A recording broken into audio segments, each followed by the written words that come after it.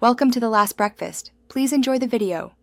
You need Windows 11 Pro, Enterprise, or Education and CPU virtualization enabled.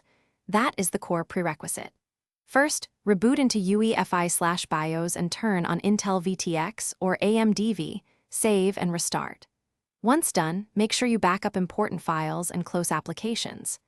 Now open Settings, search for Turn Windows features on or off, and get ready to enable Hyper-V components. This gets you into the actionable path immediately, so you can enable services without extra delays. You will enable the specific Hyper-V components. This is where configuration matters. In the Windows Features dialog, check Hyper-V, Hyper-V Management Tools, and Hyper-V Platform, then click OK.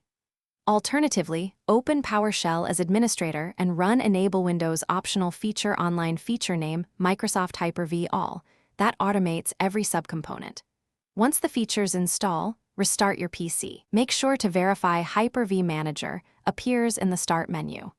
This step creates the virtualization host and tooling you'll use to build VMs. You now create and boot your first VM. Open Hyper-V Manager and run New Virtual Machine.